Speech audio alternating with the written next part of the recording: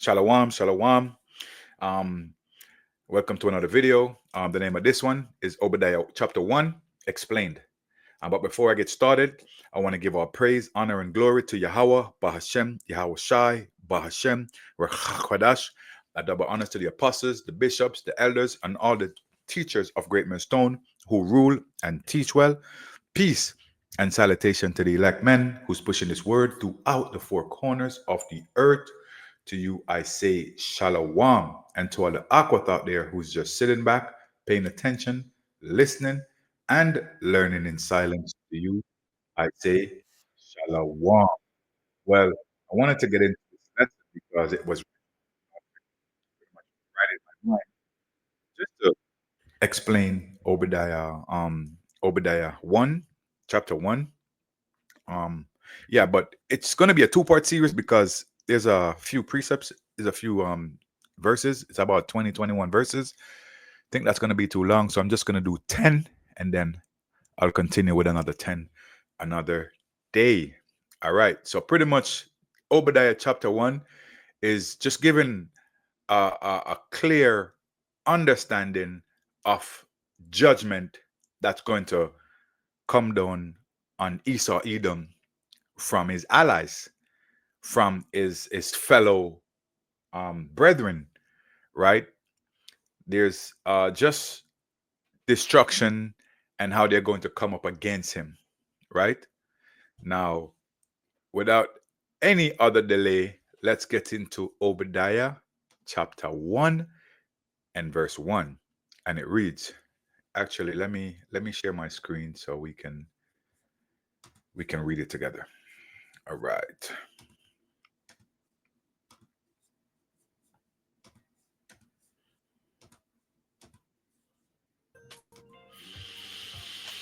All right, now this is Obadiah chapter 1 and verse 1. And it reads, it says, the vision of Obadiah. Thus saith the Lord Yahweh concerning Edom. So this message is for Edom. All you Edomites, you so-called white people, right? It says, we have heard a rumor from the Lord Yahweh. An ambassador is sent among the heathen. Arise ye, and let us rise up against her in battle. Now it says here, we have heard a rumor from the Lord Yahweh. An ambassador. So who's an ambassador? An ambassador, let's find out who an ambassador is before we go any further. All right, so the term ambassador, right? So right here, so the term ambassador, it means an envoy, a messenger, right? So I'm just going to stop there, a messenger, right? So let's go back over it again.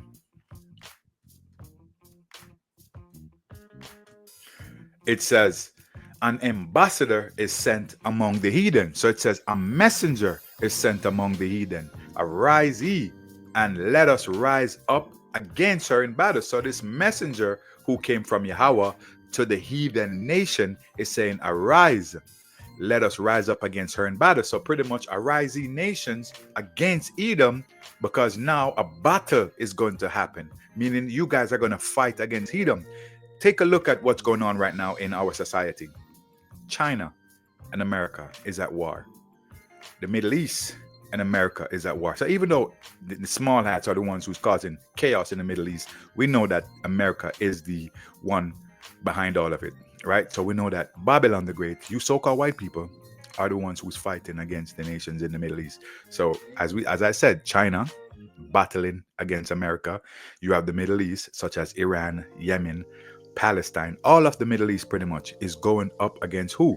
Babylon the Great. And even you so-called Arab countries who are actually, in league with America. We know you hate them same way. The only reason why you're even doing business with them is because you need that money, right? You want to gain more wealth from them. You want them to build your cities, right? You want to adapt their way of life, right? We know that India, Pakistan, all of those countries don't like you. We know the Latin countries, you so-called northern tribes, don't like you. Why? Because you guys are taking advantage of them. You hate them, as we see day in and day out, right? Now let's continue. It says, behold, I have made thee small among the heathen. So the Most High have made the Edomites small among the heathen nations. So the heathen nations outnumber the Edomites, right? It says, thou art greatly despised. I just mentioned that China despise you, the Middle East despise you, Southeast Asia despise you, North Korea despise you, all these other the Latin so-called northern tribes, they despise you, the southern tribe despise you, all nation on earth despise you Edomites right now. You are the most hated in the world. Why? Because you're so proud. You feel like your shit can make patty. That's a term we use in Jamaica, right? You feel like you are the golden child, like you are supposed to be worshipped and looked up to by everybody else. But that time is up. People don't respect you anymore. They don't care about your status, right? It says, verse 2, it says, behold, I have made thee small among the heathen, right? Made thee small how? You are now the most insignificant nation there is. You are now become weak as the other nation. Wait, let me see if I can get that.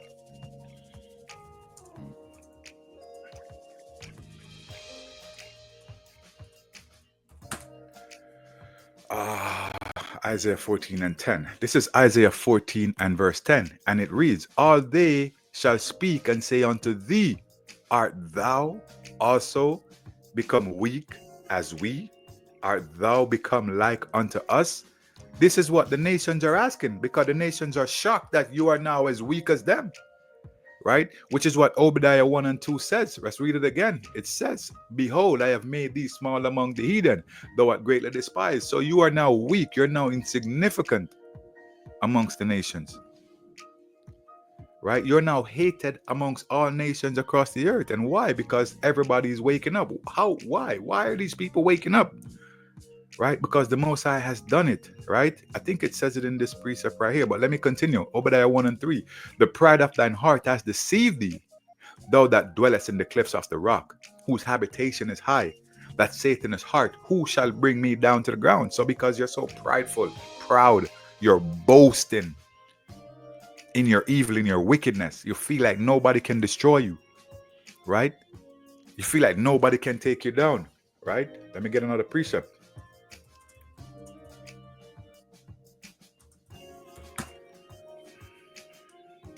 This is Revelation 18 and verse 17. It says, for in 1 hour so great riches is come to naught. Right? In 1 hour so great riches is come to naught. This is speaking about you Edomites, you so-called white people. Right? And every shipmaster and other company in ships and sailors and as many as trade by sea stood afar off. Right? Let me see if I can back this up a little bit. Right? And saying, alas, alas, that great city. Let me back it up a little bit again. Revelation 18:15. It says, the merchants of these things which were made rich by her shall stand afar off for the fear of her torment, weeping and wailing. Why? It says, and saying, alas, alas, that great city that was clothed in fine linen, yeah, you proud Edomites, and purple and scarlet, and decked with gold and precious stones and pearls, right? Verse 17, for in 1 hour so great riches is come to naught. So in an hour your great riches is going to come to naught. So the pride of your heart has made you boastful. You feel like you are untouchable. You feel like no one can do you harm. But this is saying something different. For in 1 hour so great riches is come to naught, and every shipmaster and all the companies of ships and sailors and as many as trade by sea stood afar off. Why? Why are they staying afar off? Right? And cried when they saw the smoke of her burning, saying, what city is like unto this great city? So pretty much you are going to be destroyed, right? The smoke and burning that's going to that's talking about here is coming from the nuclear missiles that you're gonna that's gonna hit you, right? And the people are asking, what city is like unto this great city? So there's no other city in the world right now that can compare to your city, right? Because everybody come to you for trade right now. The trade war is causing chaos around the world, right? Because you have lived deliciously throughout your decades, your centuries, your years, right? Let's continue to verse 19. It says, and they cast dust on their hands and cried, weeping and wailing, saying, alas, alas, that great city wherein were made rich all that had ships in by sea, in the sea by reason of her coastlines, for in 1 hour is she made desolate. Right? So don't think that because you have a strong military or whatever, you feel like you're going to survive what's coming to you. You're not. Your destruction is near. Your destruction is at hand. Right? Now back into Obadiah. Obadiah 1 and 4. It says, though thou exalt thyself as the eagle, and though thou set thy nest amongst the stars, thence will I bring thee down, saith the Lord Yahweh. Right? Now, if you notice, Edom, all the Edomite nations, they have the eagle as their bird. Right? So, because you're so proud, you feel like you're like that eagle. And the eagle, I think the eagle is the bird that fly the highest. So you feel like because you are flying the highest, no one can do you any harm. Right? It says even though you fly as high as the eagle, the Most High is going to bring you down to the ground. The Most High is going to drop you, man. The Most High is going to cut you off by the knees. Right? Now, verse 5, it says, if thieves came to thee, if robbers by night, how art thou cut off? Would they not have stolen till they had enough? If the great gatherers came to thee, would they not leave some grapes? It's a question, right? But what's going to happen to you? Let's read it in the NLT, verse 5. It says, if thieves came at night and robbers and robbed you, what a disaster awaits you. They would not take everything. These who harvest grapes always leave a few for the poor. But your enemies will wipe you out completely. So your enemies is now your allies.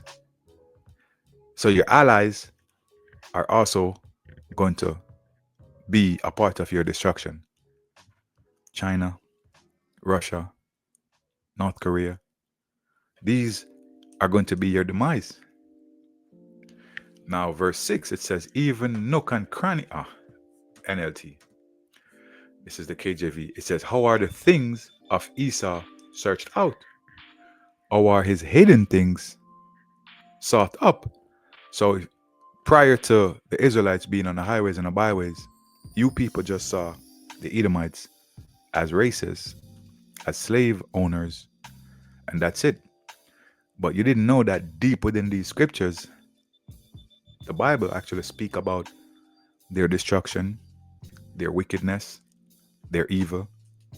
Like everything about Esau is written in the scriptures. And the precept right here, it says, how are the things of Esau searched out? So if you want to find out anything about that man, check the precepts, check the Bible. You'll find out everything about him.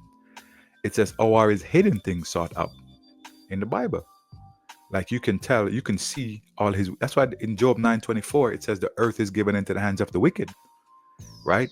But when you look around the world prior to the Israelites coming out, you thought that the world was run by China, Russia, and all these other nations. Right? But when you look really deep, you see that the Edomites are the ones who control the world. You know, especially you so-called Babylonians, Americans. Right? Verse 7, it says, all the men of thy confederacy have brought thee even to the border. So the word confederacy just means in alliance, like an agreement, right? So all the men of that confederacy, and this is speaking about all the nations that came together. Let's go to Psalms 83, and I'm going to read it from verse 2. It says, for lo, thine enemies make a tumult, and they that hate thee have lifted up the head. They have taken crafty counsel against thy people, and consulted against thy hidden ones. They have said, come and let us cut them off from being a nation, that the name of Israel may be no more in remembrance. So they came together in one consent, all the nations. Why? To cut off the children of Israel from off the face of the earth. Why? Because they know that the children of Israel were the people of Yahweh. Right? Verse 6, let's see who they are. The tabernacles of Edom. The term tabernacle just means house. The house of Edom. And the Ishmaelites, the Moab, and of Moab, and Agarenes, Gebal, and Ammon, and Amalek, the Philistines, with the inhabitants of Tyre. So pretty much this is speaking about all the nations who came together with one consent to do what? to destroy the children of Israel, to wipe them out from the face of the earth. So their name is not remembered anymore, right? This is what this is saying. And who are the Edomites? You so-called white people. Who are the Ishmaelites? You so-called Arabs. Who are the Agarenes? Africans, Gebal, Ammon, the Japanese, Amalek, you so-called small ats, the Philistines. Like all of these nations came together with one consent to do what? To destroy the children of Israel. Right? So you guys had war against the children of Israel from day one. Let's continue.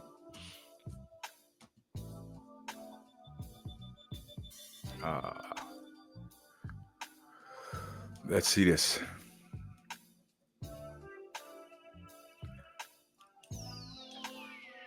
Did I finish reading that? No. Verse 7. All the men of that confederacy have brought thee even to the border. Yeah, I didn't finish this. Yeah, so all the men of that confederacy have brought thee even to the border. So the people who, your allies, your co-workers, your people who you sat around the table with to plot against the children of Israel, as I mentioned in Psalms 83. Continue.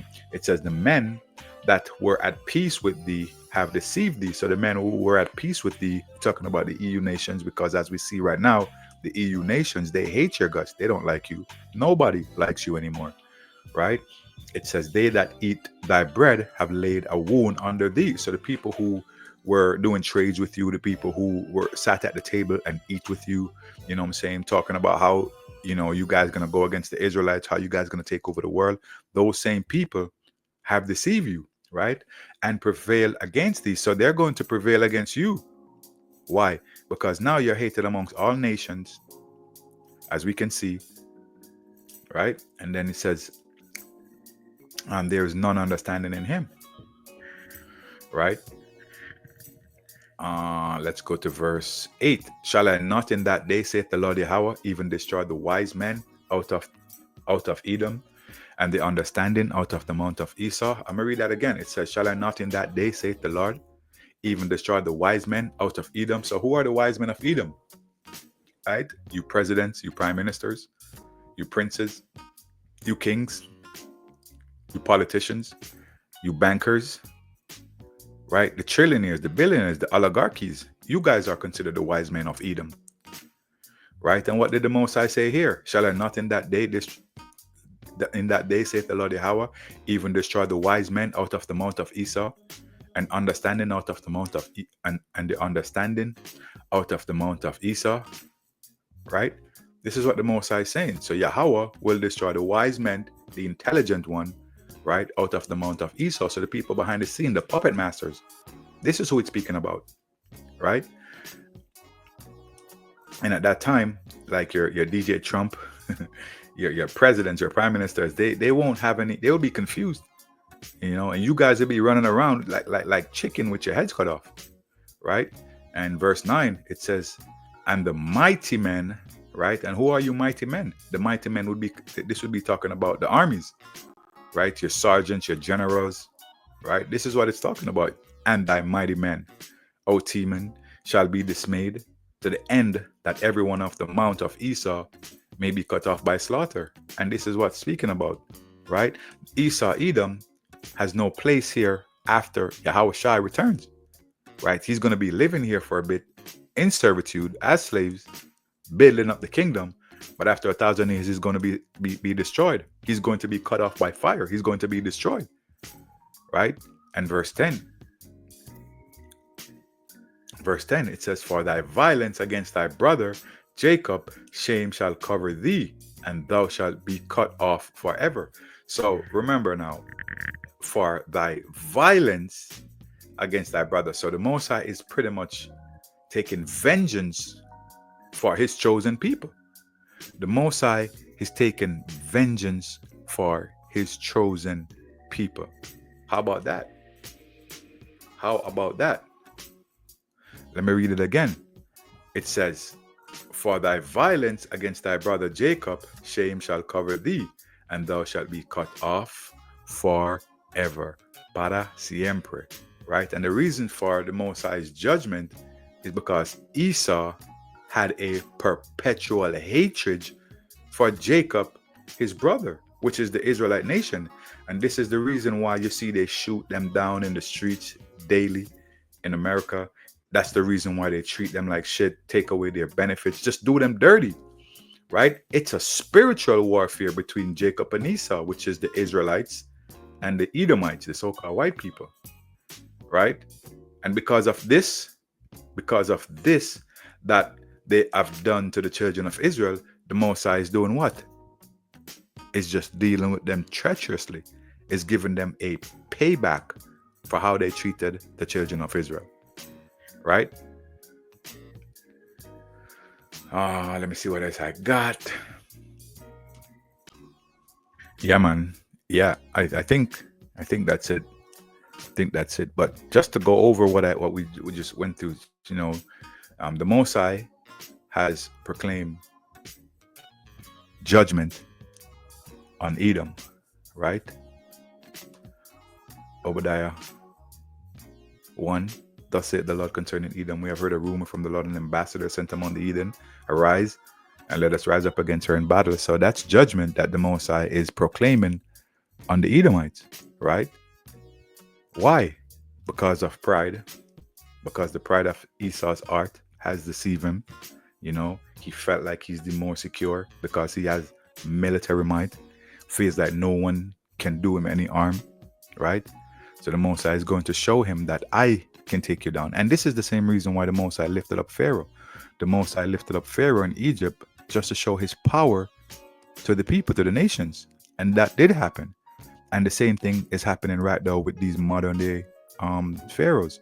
The Mosai has lifted them up so high, have given them so much pride and false security that they think that they are doing this by themselves and that no one can take them down, right? But the Mosai is going to use violence to take them down.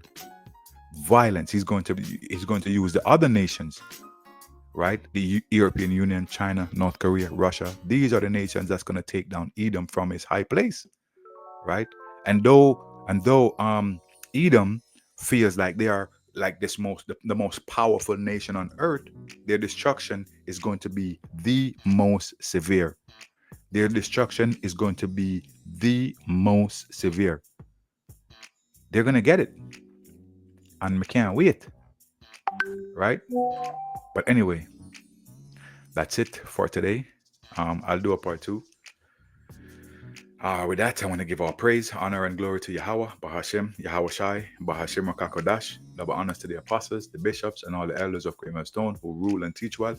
Peace and salutation to the elect man who's pushing his word throughout the four corners of the earth. To you I say Shalom.